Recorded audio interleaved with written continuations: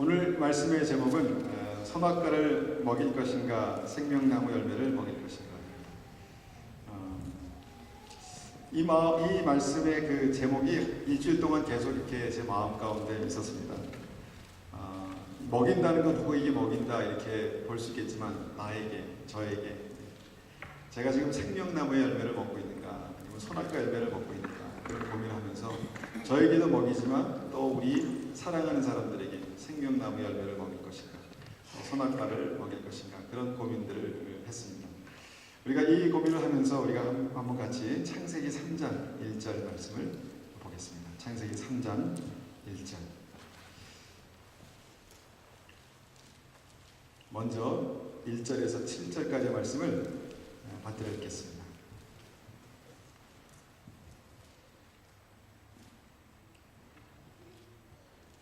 여호와 하나님의 지으신 들짐승 중에 뱀이 가장 간교하더라.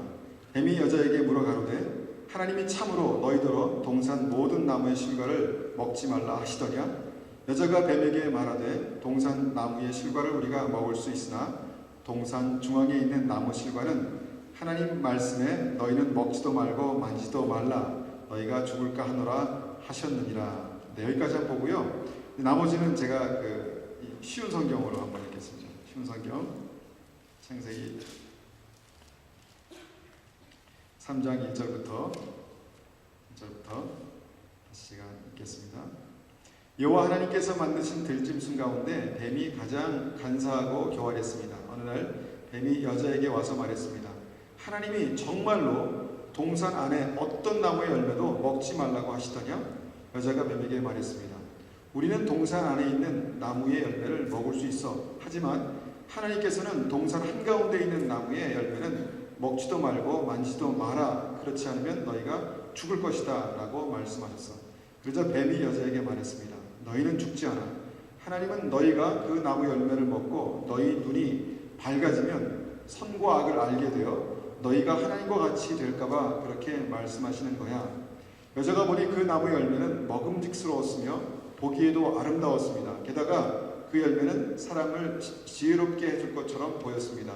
그래서 여자는 그 열매를 따서 먹고 그 열매를 옆에 있는 자기 남편에게도 주었으며 남자도 그것을 먹었습니다. 그러자 두 사람이 눈이 모두 밝아졌습니다. 그들은 자기들이 벌거벗고 있다는 것을 깨닫고 무화과 나무 잎을 엮어서 옷을 만들어 몸을 가렸습니다. 22절 보겠습니다.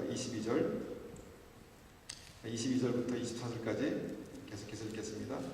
여호와 하나님께서 말씀하셨습니다. 보아라, 사람이 우리 중 하나와 같이 되어 선과 악을 알게 되었으니 이제 그가 손을 뻗어 생명나무의 열매를 따먹고 영원히 살게 되는 것을 막아야 한다. 그래서 여호와 하나님께서는 아담과 그의 아내를 에덴 동산에서 쫓아내셨습니다. 그리고 그가 나온 근원인 땅을 열심히 갈게 하셨습니다. 이와 같이 하나님께서는 그 사람을 쫓아내신 뒤에 에덴 동산 동쪽에 천사들을 세우시고 사방을 돌며 칼날같이 타오르는 불꽃을 두시고 생명나무를 지키게 하셨습니다.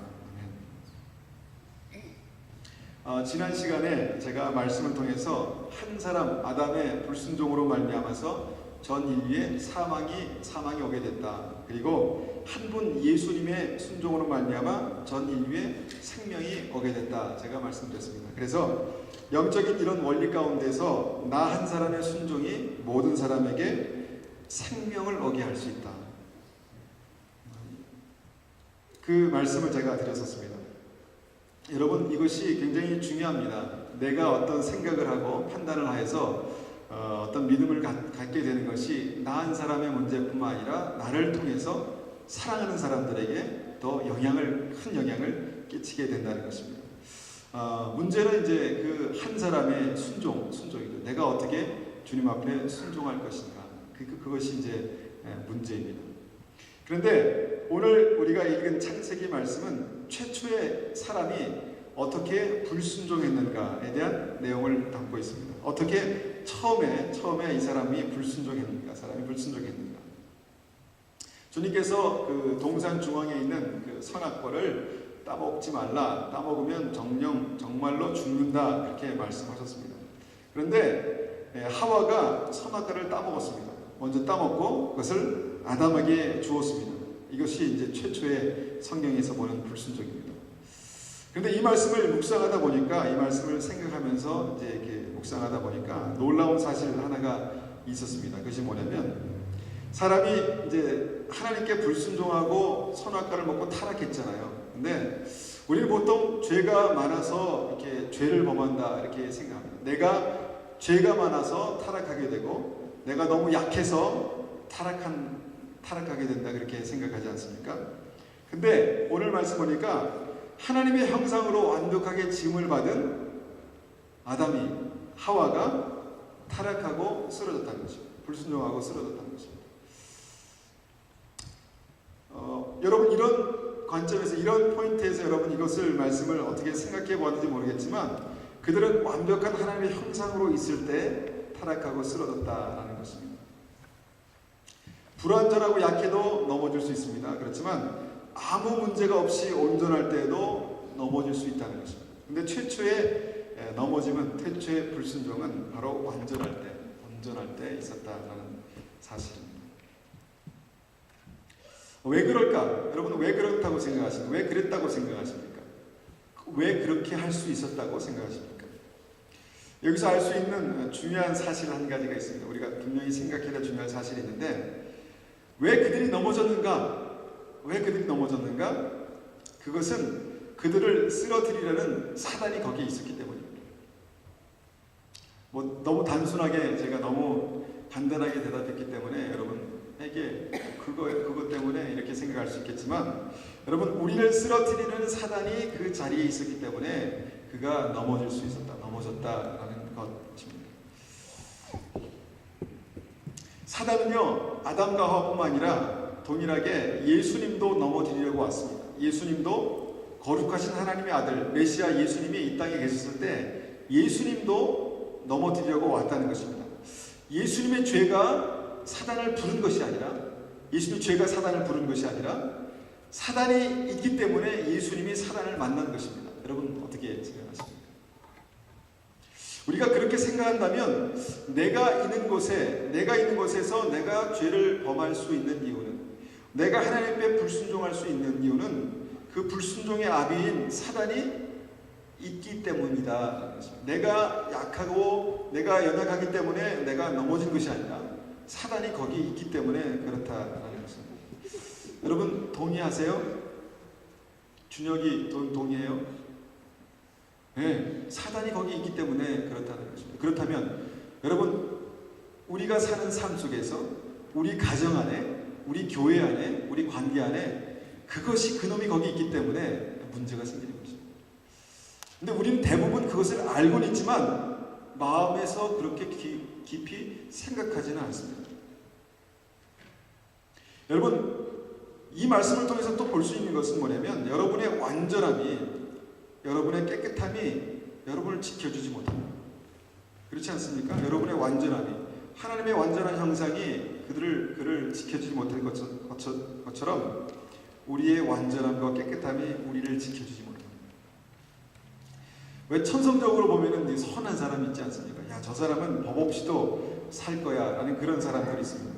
그런데 그 선함도 그 사람을 지켜주지 못한다는 것입니다. 무엇이 그러면 지킵니까? 그 사람을? 무엇이 지킵니까? 아담과 하와가 어떻게 자신을 지킬 수 있었을까 생각해보면 다른 것 없었습니다. 그냥 그 말씀대로 순종하면 자신을 지킬 수 있었습니다. 그런데 그가 그 완전한 가운데 그 완전한 것을 지키지 못했던 이유는 그 하나님의 말씀에 대해서 순종하지 못했기 때문에 지키지 못한 것입니다.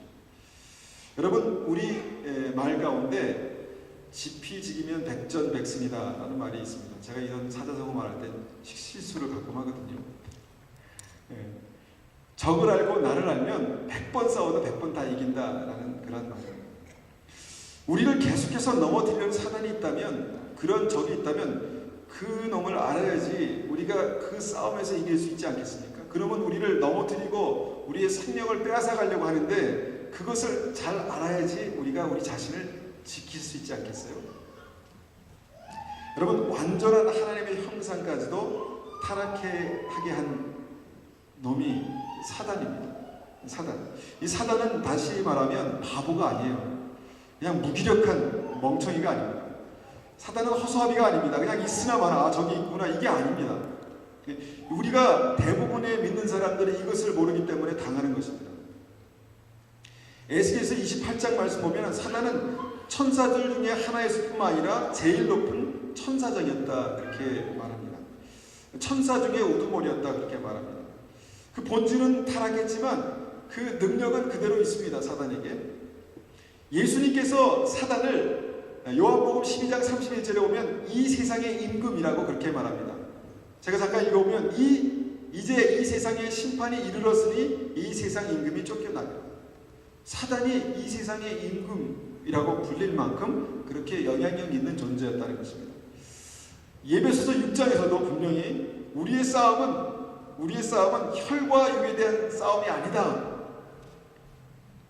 사실 혈과 육에 대한 싸움 아닙니까? 혈과 육이라는 건 사람과 사람과의 싸움이라는 거예요. 네, 사실 그렇지 않습니까? 사람과 사람과의 싸움인데 그것이 아니다. 그것이 아니다라는 것입니다. 뭐냐면 정사, 권세, 이 어둠의 세상 주관자, 하늘에 있는 악한 영들에 대한 싸움이다. 그렇게 말씀하고 있는 것입니다. Rulers, but against the rulers, against the authorities, against the powers of the darkness, against the spiritual forces. 이 모든 것들을 지금 이 사단이 이런 단어들이 사단을 지금 그렇게 표현하고 있는 것입니다. 어떤 권세를 가지고 있는 사단, 어떤 권위를 가지고 있는 사단, 사단에게 이런 것들이 있다는 거예요. 어떤 힘, power, 힘을 가지고 있는 사단, spiritual forces, 어떤 영적인 거부할 수 없는 그런 힘을 가지고 있는 그 사단의 존재가 있다라는 것입니다. 여러분 어떻게 생각하세요? 여러분 그 존재를 여러분 이해하고 인식하고 있습니까? 언더스탠딩 하고 있습니까? 아니면 그냥 내 머리는 인정하지만 사단 인정하지만 그것을 못 느끼고 있습니까? 여러분 사도들도 예배소서 2장 2절에 보니까 공중 권세 잡은 임금이라고 이렇게 표현해요. 원래 공중 권세 잡은 자인데 원문에는 공중 권세 잡은 그 임금, 프린스 그렇게 말하고 있습니다. 우리가 사단을 너무 크게 봐도 문제지만 너무 작게 봐도 다칩니다. 너무 작게 봐도 그것이 문제가 됩니다. 그렇다면 우리가 한번 생각해 보기 원하는 것은 하나님의 형상, 하나님의 완전한 형상인 아담과 하와를 죽음으로 몰아넣은 그 사단의 가장 최고의 전략이 무엇인가입니다. 그 완전한 하나님의 형상까지도 쓰러뜨릴 수 있는 최고의 전략이 뭘까? 그 전략이 바로 선악과였다는 거예요. 선악과.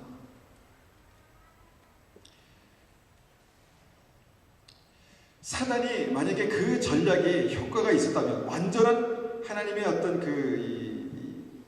에덴 동산에서 완전한 하나님의 형상에게도 역사할 수 있는 그런 탁월한 힘이 있었다면 어떤 그 효과가 있었다면 그것을 가지고 이 시대에도 우리를 공략하지 않을까, 우리에게 공격하지 않을까라는 생각을 합니다.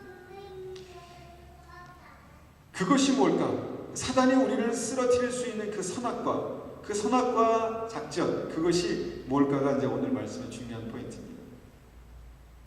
우리가 선악과 하면은 이제 그 선악과, the tree of knowledge of good and evil. 그러니까 선과 악에 대한 지식의 나무예요. 이 선악과를 우리가 이제 첫 번째 이해하기 위해서 첫 번째 기억해야 되는 것은 뭐냐면 선과 악에 대한 지식의 나무라는 것입니다. 선과 악을 분별하는 능력, 힘인 것입니다. 그것이 그렇게 나쁜가? 이것을 갖고 갖는 것이 그렇게 나쁜가? 그렇게 나쁜 것 같지는 않습니다. 왜냐하면 오늘 본문에서 아담과 하와가 타락했을 때 하나님 이렇게 말씀하셨습니다. 이들이 선악을 아는 일에 우리 중 하나와 같이 되었으니 하나님이 이미 선과 악을 아는 그 지식이 있으셨습니다. 근데 아담과 하와가 하나님처럼 그 선과 악을 아는 지식을 갖게 되었기 때문에 이게 맘먹으려고 그래? 이거일까요? 이런 문제일까요? 이런 문제는 아니었던 것 같아요. 근데 그 선과 악을 아는 그 지식이 뭐가 문제가 됐을까? 그래서 하나님 그것이 문제가 되어서 하나님께서 이들이 생명나무를 먹고 영원히 살게 놔둘 수 없다 그렇게 말씀하셨어요. 뭐가 문제가 됐기 때문에 영원히 놔둘 수 없다. 여러분 요새 그 미국에서 총기 사고가 나잖아요. 총기 사고가 나는데 더 문제가 되는 건 심각한 것은 학교에서 그런다는 거예요. 학교에서. 여러분 총은 어떻게 보면은 우리를 지킬 수 있는 이 나라를 지키는 어떤 그런 무기 아니에요. 이 파워풀한 무기는 우리를 지키는 데도 쓰지만 그것이 어떤 아이의 손에 딱 들리면은 어떻게 되죠? 위험할 수도 있다는 거예요. 그것이 어떤 아이의 딱 손에 잡히게 되면 그것이 무시무시한 그런 무기가 될 수 있다는 것이죠. 살인 무기가 될 수 있다는 것이죠. 여기서 우리가 오해하지 말아야 되는 것은 뭐냐면 이들이 선악을 알게 된 것 자체가 죄악이 아닙니다. 선악을 알게 된 죄악이 자체가 아니라 그것을 어떻게 하냐면 빌립보서 1장 10절에 이렇게 말씀하세요. 너희로 지극히 선한 것을 분별하여 또 진실하여 허물 없이 그리스도의 날까지 이르고 라고 말씀하시거든요. 그러니까 지극히 선한 것을 분별할 수 있어야 돼요. 분별하는 거예요. 그 다음에 로마서 12장 2절에 보니까 너희는 이 세대를 본받지 말고 오직 마음을 새롭게 함으로 변화를 받아 하나님의 선하시고 기뻐하시고 온전하신 뜻이 무엇인지 분별하도록 하라. 선한 하나님의 뜻, 악한 것이 무엇인지 분별하라는 거예요. 그것이 이제 우리에게 필요하다는 것이죠. 분별력 자체가, 선과 악에 대한 분별력 자체가 문제가 아니라는 것입니다. 그러면 문제는 하나님과의 그 관계에서 믿음이 깨어진 그 상태에서 선과 악을 아는, 분별하는 지식을 갖게 되는 것이 문제라는 것입니다. 하나님과의 온전한 관계가, 신뢰가 깨진 그 상태에서 이 선과 악을 아는 지식을 가진 것이 치명적인 문제가 될 수 있다라고 그렇게 말씀하시는 것입니다. 그러니까 악한 자가 칼이나 총을 들고 있는 거죠. 그렇게 될 수 있다는 거죠. 아니면 악한 자가 아니라도 그것을 컨트롤할 수 없는 어떤 사람이 그것을 들고 있을 때 그것이 위험하게 되는 그런 상황입니다. 그래서 선악과는 하나님과의 관계가 끊어진 상태에서, 하나님과의 신뢰가 깨어진 상태에서 선과 악을 분별하는 것이 그들에게 문제가 되었다. 그렇게 성경은 말씀합니다. 우리가 죄인이 누구인가를 얘기할 때 죄를 지은 사람이 죄인이잖아요. 근데 성경에서는 하나님을 알지 못하는 것이 죄라고 이렇게 말씀하셨다. 잘 이해할 수 없지만 하나님을 알지 못하는 것, 하나님은 자신을 이렇게 알지 못하는 것을 죄라고 말씀하시나? 그런데 그것이 죄일 수 있는 이유가 바로 이것입니다. 어떤 중요한 것을 컨트롤할 수 없는 사람이 그것을 딱 쥐고 있을 때 그것이 큰 문제가 될 수 있다는 것이죠. 이것을 좀 이렇게 풀어서 설명하면 이렇습니다. 예를 들면 하나님은 사랑이시잖아요. 하나님의 사랑이시거든요. 그런데 사랑 없는 그 선과 악의 분별이 사람을 죽이는 도구가 될 수 있다. 여러분 어떻게 생각하십니까? 사랑 없어요. 근데 선과 악에 대한 분별이 있어요. 근데 그것이 선악과가 될 수 있다라는 것입니다. 한번 계속 생각해 보세요. 하나님은 자비로우세요. 자비시잖아요. 근데 자비롭지 못한 사람이 어떤 선과 악에 대한 분별력을 가지고 있다. 그 선과 악을 가지고 있는 것이 선악과가 될 수 있다? 그럴 수 있을까요? 하나님은 선하시잖아요. 근데 선하지 않은 사람이 선과 악을 가진, 어떤 선과 악에 대한 분별력을 가진 것이 문제가 되고 선악과가 될 수 있다. 이제 그런 논리거든요. 그런 말씀이거든요. 요사이 이 사회 정의라는 말을 하잖아요. 여러분 사회 정의라는 말 들어보셨어요? Social righteousness. 사회 정의라는 말을 합니다. 근데 사회 정의가 어떻게 표현되는가를 가만히 보면 분노, 막 그냥 미워하는 거, 그다음에 이 적을 만드는 거, 그렇게 표현되잖아요. 정의를 부르짖는데 그 안에 분노가 있어요. 정의를 부르짖는데 그 안에 미움이 있고 살인이 있어요. 죽이는 게 있어요. 가만히 보면 그 정의 안에 하나님이 안 계시죠. 하나님이 계시지 않는 것입니다. 사랑 없는 판단. 하나님의 사랑은 희생하는 사랑인데 그 정의에는 희생이 없습니다. 이것이 선악과라는 것입니다. 이것이 선악과라는 것입니다. 사람들은 다른 사람의 문제를 지적하기를 좋아합니다. 이것이 문제야. 너는 이것이 문제야. 그런데 그렇게 지적하는 것에 사랑이 없게 되니까 선악과가 될 수 있다라는 것입니다.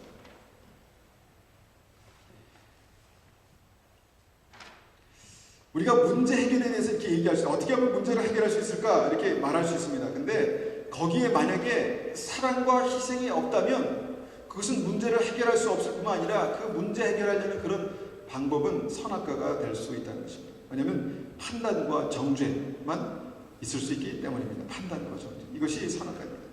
여러분 별로 심각해 보이지 않죠? 심각하게 보이지 않죠? 여러분 과일 하나 따먹는 게 뭐 그렇게 심각하겠습니까?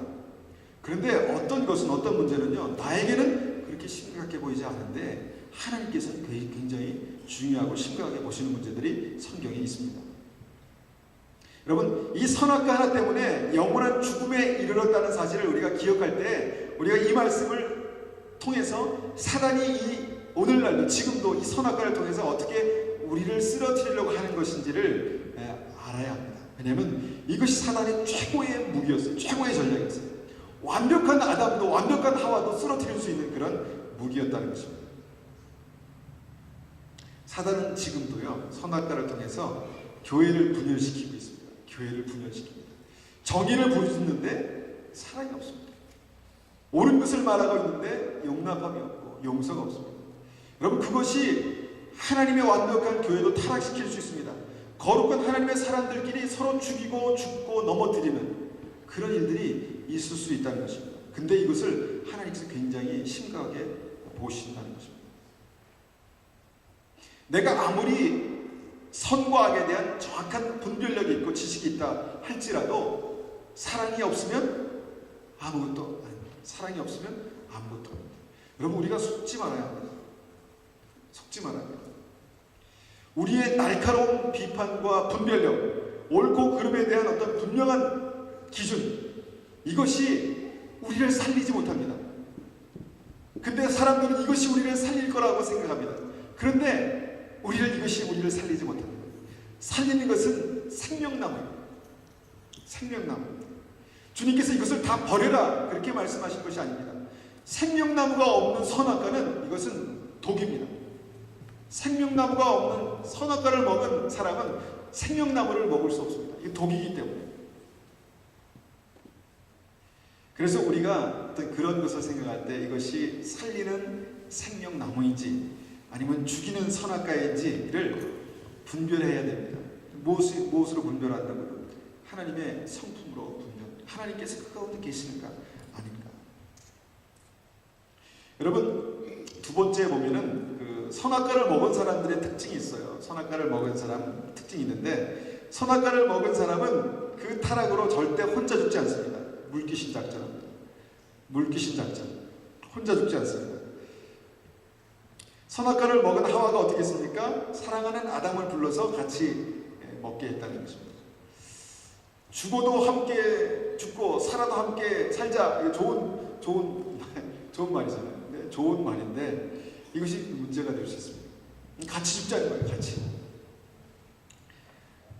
꼭 그 선악과를 먹게 되면 꼭 같은 배를 타게 합니다. 이게 사단의 전략이라니까. 지금 우리 얘기를 하는 게 아니라 사단의 전략을 말하는 것입니다.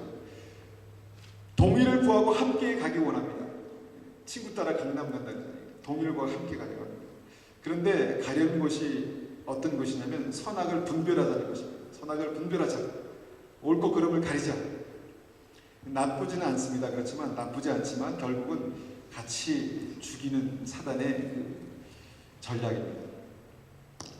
왜 그런가 하면 요즘 그 교회와 교계를 넘어뜨리려는 그 이 사단에 먹히는 전략이 바로 이것입니다. 교회와 교계를 사단이 치명적으로 지금 그 흔들고 있는데 그 전략이 악한 것을 통해서 하는 것이 아니라 바로 이것을 통해서 넘어뜨리는 것입니다. 이게 굉장히 치명적입니다. 여러분, 교회가 아파도 예수님이 몸인 교회가 병들어도 그 안에 아파하는 사람이 없고 정죄하는 사람만 있다면 이것은 선악과로 지금 당하고 있는 것입니다. 다 교회 안에 있습니다. 다 교회 안에 있는데 교회가 아프고 교회가 병들어도 아파하지 않습니다. 아프지 않습니다. 교회는 그리스도의 몸이고 나의 몸인데 아파하지 않습니다. 근데 선악을 분별하는 사람들이 그 안에 있습니다. 그렇기 때문에 교회가 더 크게 아픈 것입니다. 선악과를 따먹고 자신도 병들어가는지 모르면서 다른 사람에게 그 선악과를 주고 있습니다. 그래서 선악과를 먹은 사람은 반드시 다른 선악과를 또 따서 그 사람을 죽이려 한다라는 것입니다. 하와가 분명히 아담을 사랑했겠죠? 하와가 아담을 사랑했을까요? 사랑하지 않았을까요? 제가 좀 바보 같은 질문하면 대답을 안 하시더라고요. 입을 딱 다물고 대답을 안 하시는데, 아담은 이제 하와를 보면서 내 살 중에 살이고 뼈 중에 뼈다 이렇게 말씀하셨는데, 이것이 일방적인 사랑은 아니었을 거예요. 사랑했습니다. 근데 사랑하는 하와가 사랑하는 아담에게 선악과를 나누어 줬습니다. 여러분, 선악과를 먹으면 그건 자동입니다. 이렇게 되는 것입니다. 왜 이것을 말씀하냐면, 이 선악과는 이런 그 친밀한 관계 속에서 이렇게 친밀하게 전해진다는 거죠. 그래서 거부할 수 없는 것입니다. 그래서 거부하기 힘든 것입니다. 모르는 사람이 먹어 그러면 먹겠어요, 여러분? 근데 사랑하고 아끼는 사람이 먹으라 그러니까 안 먹을 수가 없는 거예요. 여러분, 국을 한 듯 딱 떠가지고 이게 만약에 나쁜 게 들어있는 딱 떠서 먹으면서 같이 먹자 그러는데 안 먹겠다고 얘기하기 힘들잖아요. 사랑하는 하와가 사랑하는 아담에게 주니까 먹은 것입니다. 근데 교회는 그리스도의 몸이고 사랑하는 공동체거든요. 근데 사단이 이것이 굉장히 파워풀한 그런 그 자기의 도구인 줄 아는 거예요. 여러분, 어떤 사건이 굉장히 우리가 분별력이 있기 때문에 정확하게 그것을 볼 수 있습니다. 무엇이 옳은지 무엇이 그른지. 그런데 그 사건을 바라보는 우리가 하나님의 마음이 없이 하나님의 사랑과 자비와 용서가 없는 그 마음을 가지고 그것을 바라본다면 그것은 선악과로 역사하는 것입니다. 선악과로 역사하는 것입니다. 큰 문제 때문에 쓰러지는 것이 아니라, 아담이 뭐 이렇게 잘못하다가 뭐 에덴 동산에 불을 질러가지고 다 타서 문제가 돼서 쫓겨난 것이 아니라 선악과를 범해서 문제가 되는 것입니다. 그래서 한번 생각해 보세요. 잘 생각해 보세요. 옳고 그름의 판단이 우리에게 먼저 필요한 것이 아닙니다. 그것도 중요하지만 옳고 그름의 판단이 먼저 필요한 것이 아니라 어떤 상황에서 주님의 마음이 우리에게 있는가, 내게 아파하는 마음이 있는가가 중요한 것입니다. 아파하는 마음이 없다면, 여러분, 부모가 자녀에게 아파하는 마음이 없다면 이거 해라 마라, 이거 하지 말아야 됩니다. 그렇게 생각하지 않으세요? 그런데 아파하는 마음, 사랑하는 마음이기 때문에 너 그거 하지 마, 제발 하지 마, 이렇게 이제 말하는 거겠죠. 그런데 아파하는 마음 없이 만약에 우리가 그렇게 하면 참견, 방해 이렇게 되겠죠. 하나님의 성품 위에 그 선악을 하는 지식이 올려져 있지 않은 것은 단지 선악과가 된다라는 것을 여러분 기억하십시오. 여러분, 교회가 교회를 싫어해요. 말이 됩니까? 하나님의 교회가 하나님의 교회를 막 싫어해요. 옆에 있는 교회를 막 싫어합니다. 판단하고. 목사가 목사를 싫어해요. 말이 돼요? 말이 안 되는데 말이 돼요. 이 교회 성도가 저기 성도를 막 싫어합니다. 약간 좀 경계하고. 뭐 그럴 만한 이유도 있겠죠. 그럴 만한 이유도 있을 것입니다. 그러나 그것이 선악과라는 것을 우리가 기억해야 합니다. 그렇게 싫어하게 하는 것, 그렇게 틈을 내는 것. 여러분, 그 선악과로 살아날 수 있는 사람은 한 사람도 없습니다. 살아날 수 있는 교회도 한 교회도 없습니다. 선악과는 절대로 사람을 살리지 못합니다. 여러분, 우리는 원래부터 부족했어요. 주님께서 완벽한 사람을 부르시는 것이 아니라 아픈 사람을 부르러 왔다, 이렇게 말씀하셨습니다. 그러나 값없는 주님의 은혜로 우리가 이 자리에 있는 것입니다. 거룩하고 흠없는 하나님의 자녀로 택함을 받은 것입니다. 여러분, 분별해야 될 때가 있어요. 근데 그 분별은 나를 위한 분별입니다. 나를 위한 분별이지 다른 사람을 정죄하기 위한 분별이 아닙니다. 아, 저 사람 저기 잘못됐네? 저 사람이 하나님의 사람이라고 그러는데 왜 저렇게 살지? 그럴 수도 있습니다. 기도해 주세요. 만약에 제가 그러면 기도해 주십시오.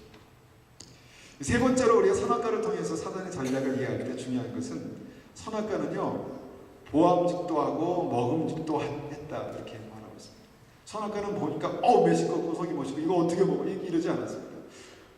딱 볼 때 야 이거 먹고 싶다 한 입만 먹어봤으면 그런 마음이 들었다는 것입니다. 근데 그것이 하나님을 불순종하게 했다는 것입니다. 여러분 이것이 사단의 전략입니다. 선악과는 확실히 보면 먹음직스럽고 보기에도 아름답습니다. 그래서 사람들이 선악과를 따먹는 것입니다. 우리가 보기에 여러분 우리가 좋아하는 것들이 있잖아요. 우리가 좋아하는 것들이 있습니다. 근데 우리가 좋아하는 그것이 만약에 하나님을 불순종하게 한다면 여러분 어떻게 하시겠어요? 많은 크리스찬들이 여기에 갈등이 있습니다. 내가 너무 좋아하는 건데, 내가 너무 참 아끼는 건데 그것이 하나님께 불순종에 만들어 자꾸.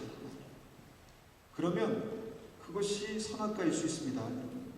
근데 그것이 선악과라는 말은 그것이 나의 영적인 생명을 하나님 앞에 구원받은 생명을 약화시키고 쓰러뜨릴 수 있다는 거예요.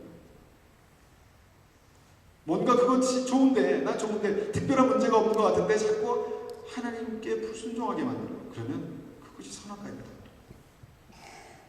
내가 무엇을 좋아하고 또 그것을 통해서 내가 하나님께 가까이 가는지 주님으로부터 멀어져 가고 있는지 여러분 잘 분별하셔야 됩니다.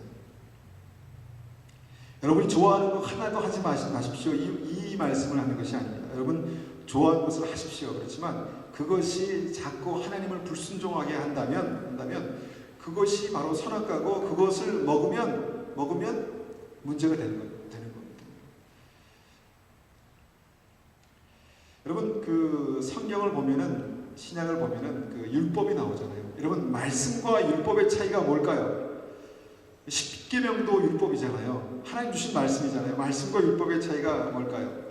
율법도 분명히 하나님 주신 것이었거든요. 그런데 말씀에서 하나님을 경외하고 하나님과의 친밀함이 빠지니까 율법이 되는 것입니다. 그래서 바리새인들이 예수님께 혼났어요. 그의 마음속에 하나님과의 친밀함, 하나님과 경외한 그 중심을 잃어버렸습니다. 하나님 주신 말씀을 들고 있는데 여러분 한번 생각해 보세요. 그러면 율법이 선악과가 될 수 있을까? 하나님께서 따먹지 말라고 하신 그것을 따먹었으니까 그 선악과 사건에서 그거 있었으니까 그런 일이 있었으니까 아마도 관련이 있을 것 같아요. 제가 한번 이런 생각을 했습니다. 이 부분은 이제 저의 생각인데 성경 공부가 한국 기독교에 어떤 영향을 주었나 이렇게 한번 생각해 보았습니다. 굉장히 많은 유익을 주었습니다. 하나님을 알게 하고 사람들을 잘 양육하고 좋은 유익도 있었습니다. 그런데 우리가 그 성경 공부를 이렇게 막 주장하면서 한국 교회가 부흥을 한 게 아니라 한국 교회가 점점 힘을 잃어버렸습니다.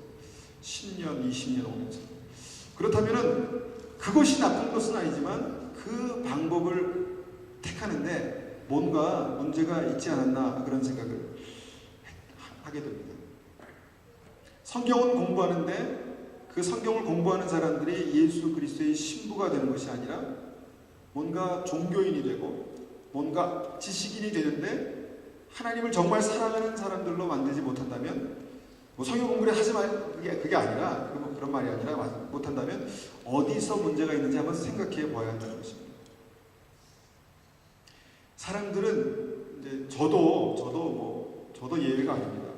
사람들은 성경을 볼 때 순종하기 위한 하나님의 말씀으로 보는 것이 아니라 많은 경우에 그 지적인 호기심을 채우기 위한 그런 방법으로 볼 때가 있더라라는 것을 제가 보았습니다. 제가 느꼈습니다. 우리에게는 그 지적인 호기심, 배움에 대한 열망이 있습니다. 배워야지, 알아야지. 근데 제가 성경을 더 깊이 배우고 알고 하다 보니까 제가 어떤 생각을 했냐면 이것이 다 책임이다라는 것을 알게 됐습니다. 이것이 책임이다. 내가 하나님 앞에 이렇게 말씀을 하나님의 뜻을 알고 있는데 내가 그 책임이 있구나. 내가 이렇게 살아야 되는 책임이 있구나. 여러분 그 무거운 것이 제 마음 가운데 있더라고요. 그래서 제가 그런 생각을 가지고 주일날 주신 말씀을 제가 기도하면서 준비를 하고 그 말씀을 가지고 더 깊이 성경을 연구해서 같이 이제 나누고 또 이제 주보 뒤에도 문제를 넣고 하는 이유가 무엇인가 하면 말씀을 우리가 대하는 목적 중에 가장 중요한 것은 순종하기 위한 것입니다. 한 가지라도 믿음 안에서 그렇게 살기 위한 것입니다. 은혜 받기 위한 것이 아니라, 여러분 은혜 받는 거 좋은 것인데 은혜 받는 것으로 끝나는 것이 아니라 그 말씀이 생명의 말씀이기 때문에 내가 그 말씀을 붙들고 한 가지라도 그렇게 순종하며 살기 위해서 말씀이 필요한 것입니다. 근데 말씀을 그렇게 접근하지 않고 그것을 내가 알아야 되겠다, 하나님에 대해서 아는 것, 어떤 그것이 나쁘다는 것이 아니라 그것에서 끝나버린다면 그것이 우리를 주님께로 더 가까이 가지 못하게 할 수도 있다는 것입니다. 여러분, 미묘한 차이지만 생명나무와 선악과는 그렇게 가까이 있습니다.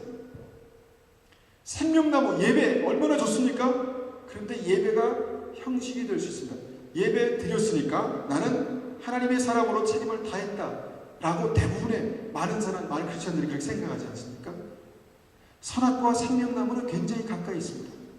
내가 믿으니까 나는 오케이, 내가 교회 예배 드렸으니까 나는 오케이, 이렇게 생각할 수 있다는 것입니다. 그런데 우리의 삶 속에 나타나는 증거는 뭐냐면 그 지식으로 판단합니다. 이건 잘못된 것인데, 이건 아닌데. 물론 그 판단이 아까 분별이 중요하다고 그랬죠. 판단이 중요합니다. 근데 그 판단에 뭐가 없습니까? 하나님의 마음이 없습니다. 아픈 마음, 안타까운 심령, 중보자의 마음. 이것을 교회가 잃어버리면 교회에서 우리는 생명나무를 먹으러 왔다가 선악과만 먹고 그냥 돌아갈 수 있다는 것입니다. 그래서 네 번째 중요한 것은 뭐냐면 하나님께서 주신 것도 순종하지 않으면 선악과가 될 수 있다는 것입니다. 선악과 사단이 만들어 놓은 것이 아닙니다. 선악과 하나님께서 만들어서 주신 것입니다. 그런데 이 선악과는 먹으라고 주신 것이 아니라 먹지 말라고 주신 것입니다. 먹지 말 것을 왜 주셨나? 선악과를 주신 목적은 순종하라고 주신 것입니다.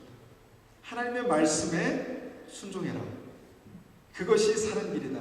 이 선악과를 주신 목적은 순종하라고 주신 것입니다. 그렇다면 우리가 말씀을 받고 우리가 하나님의 뜻을 아는 것, 그것이 정말 우리에게 생명나무가 되기 위해서는 그 말씀을 붙들고 순종하려는 기도와 삶이 있어야 된다는 것입니다.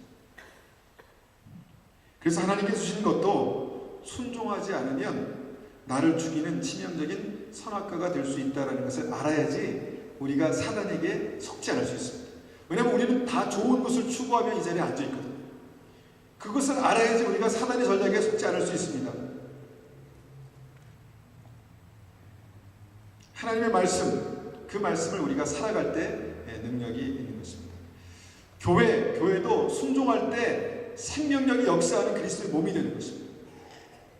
제가 올해의 표를 정하면서 계시록의 7교회를 말씀드렸습니다. 똑같은 하나님의 교회이지만 그 중에는 죽은 교회가 있었어요. 사백교회 같은 죽은 교회가 있었고 빌라델피아 같은 생명력이 넘치는 교회가 있었습니다. 그 차이가 어디 있겠습니까? 주의 말씀에 순종하는가, 교회가 주님의 말씀에 순종하는가, 그렇지 않은가에 달려 있었다는 것입니다. 여러분, 사단은요 천사들 중에서 최고의 능력자였습니다. 그를 주님께서는 임금이라고 부르셨습니다. 세상의 임금. 불순종할 때 우리가 하나님의 놀라운 역사를 가로막는 그런 일이 일어나지만, 여러분, 그 불순종할 때 그것이 그냥 우리의 넘어짐 정도가 아니라 사단이 그것을 붙들고 있다는 거예요. 사단이 그것을 딱 붙들고 역사한다는 것입니다.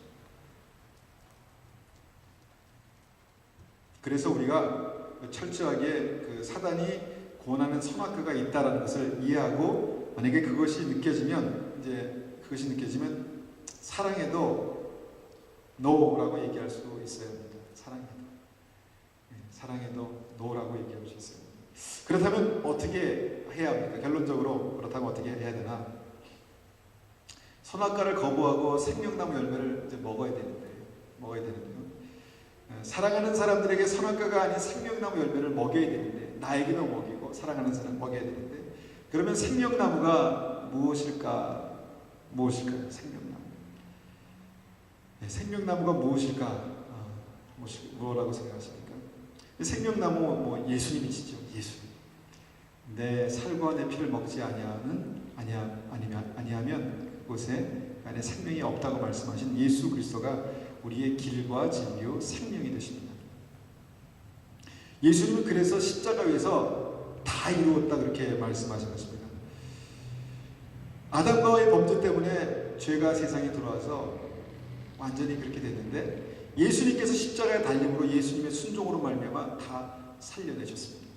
그래서 생명나무, 에덴 동산 중앙에 있는 그 생명나무는, 지금 있는 생명나무는 예수님, 예수 그리스도이십니다. 그리고 예수님이 우리 앞에 계세요. 예수님이 이 예배 가운데 우리 앞에 계십니다. 여러분, 예배 가운데 우리 아래 앞에 계시지만, 여러분 잘 생각해 보세요. 그 앞에 계신 생명나무를 따먹지 않고는 내가 해야 되는 일입니다. 우리 안에 하나님의 임재가 있지만, 이곳에 생명나무이신 예수님께서 계시지만 그 열매를 따먹고 아니고는 우리가 하는 일입니다. 우리가 결정하는 것입니다. 여러분, 예배를 통해서 하나님께 드리는 온전한 예배가 생명나무 열매입니다. 여러분, 예배 잠깐이잖아요. 예배 길어도 1시간도 아니에요. 그러면 그 예배 가운데 하나님께 온전히 드릴 수 있는 예배가 뭘까요, 여러분? 내 안에 계신 예수, 내 앞에 계신 예수 그리스도의 그 생명나무를 따먹을 수 있는 그 예배가 어떤 예배일까요? 여러분, 그것에 여러분 관심을 가져보세요. 그렇지 않으면 여러분 생명나무를 먹으러 왔다가 선악과만 따먹고 갈 수 있다는 것입니다. 어떻게 하면 주님께서 받으시는 예배를 드릴 수 있을까? 여러분도 어리지 않습니다. 여러분도 고민해 보셔야 돼요. 어떻게 하면 하나님께서 기뻐 받으시는 예배를 드릴 수 있을까? 우리가 고민해 봐야 합니다. 말씀을 듣고 순종하는 것이 생명나무를 따먹는 것이라고 말씀드렸습니다. 말씀을 듣고 은혜 받는 것으로 끝나면 그거 아닐 수도 있습니다. 아, 그렇지. 이게 지적인 동의일 수도 있습니다. 거기서 끝날 수도 있습니다. 그렇지만 말씀을 듣고 순종할 때 생명나무를 따먹는 것입니다. 여러분, 기도하는 그 시간이 굉장히 중요합니다. 여러분, 제가 기도하지만 지금 한국에 가는 게 조금 마음이 무겁습니다. 마음이 무거운데, 제가 한국에 가도 기도하지만 주님의 전에 나와서 기도하는 게 굉장히 특별하더라고요. 주일날 예배 시간에 나와서 새벽에 주님 앞에 나와서 기도하는 것이 굉장히 특별합니다. 왜냐하면 그때 하나님의 임재를 굉장히 강하게 느끼거든요. 저는 똑같은데 여러분, 기도하는 그 시간이 생명나무 열매를 따먹는 시간입니다. 하나님, 나를 붙들어 주십시오. 주님의 도우심이 없으면 내가 살 수가 없습니다. 하나님, 이 문제 주님께서 붙들어 주십시오. 하나님의 힘과 능력을 공급하시는 것입니다. 전도하는 것. 여러분, 올해는 좀 이것에 좀 우리가 집중했으면 좋겠는데, 제가 주님 앞에 갔을 때 참 부끄러운 것이 하나 있을 것 같아요. 제가 이게 목회를 하다 보면 불신자를 만날 시간이 많이 없잖아요. 믿지 않는 분을 만날 시간이 별로 없습니다. 그래서 전도할 기회가 별로 없는 거예요. 근데 그렇게 생각했는데 이게 핑계더라고요. 그래서 주님 앞에 갈 때 제가 저를 통해서 구원받은 사람들, 복음을 듣고 구원받은 사람들을 함께 데리고 가야겠다, 그런 생각을 합니다. 여러분, 전도하는 것, 그것이 사실은 우리가 생명나무 열매를 먹는 것입니다. 먹이는 것입니다. 여러분, 우리의 손을 내밀어서 그 생명나무를 따먹지 않으면 우리 안에 있는 생명은, 우리 주위에 있는 그 생명은 역사하지 않습니다. 내가 따먹을 때 역사하는 것입니다. 여러분, 일주일만 기도하지 않으면요, 여러분, 제 삶이 그걸 느끼더라고요. 제 영이 그것을 느낍니다. 그래서 말씀을 알아도 순종하지 않으면 그 말씀은 그냥 율법이 되는 것입니다. 말씀을 가지고 기도하지 않으면 그냥 우리는 예배 드리러 와도 마당만 밟다가 그냥 갈 수도 있다는 것입니다. 여러분, 지금도 사단은 우리 주위에 있습니다. 아까 아담과 하와가 넘어졌던 이유가 뭐라고 말씀드렸죠? 사단이 그곳에 있었기 때문에. 사단은 우리 주위에 있습니다. 그리고 그에게는 세상 권세가 있습니다. 예배소 말씀처럼 세상의 그 rulers, powers, 그 힘이 있습니다. 그 힘으로 사단은 지금도 하나님 앞에 하나님 백성들을 자꾸 넘어뜨리고 쓰러뜨리려고 합니다. 그런데 그 최고의 최신 무기가 뭐라고요? 선악과입니다. 하나님의 말씀을 듣고 예배를 드리고 하지만 그것이 오히려 우리에게 독이 될 수도 있다는 것입니다. 하나님 앞에 순종할 때만 하나님 우리를 지킬 수 있습니다. 우리가 살 수 있습니다. 사단은 세상의 권세자입니다. 권세. 선악과 그 전략을 얼마나 많이 쓰겠습니까? 그 권세를 가지고. 여러분 특별히 매스미디어를 조심하십시오. 신문. 제가 이제 그것을 볼 때마다 제 마음속에 기도하는 것은 뭐냐면 그것이 혹시 나에게 선악과가 될까 봐. 제 마음속에 사랑과 그 하나님의 성품을 제가 계속해서 확인합니다. 내 마음에 그 마음이 그 매스미디어를 주의하시기 바랍니다. 생명나무를 계속 먹지 않으면 우리는 살 수가 없습니다. 날마다 쉬지 않고 기도하라고 주님께서 왜 말씀하셨을까요? 우리가 날마다 그 선악과를 생명나무를 먹지 않으면 살 수 없기 때문에 주님께서 우리에게 이렇게 말씀하신 것입니다. 그래서 생명나무는 오직 예수 그리스도이십니다. 우리가 날마다 생명나무를 먹고 우리 안에 정말 넘치는 생명력이 항상 있기를 축원합니다. 이 시간 잠깐 같이 기도하겠습니다.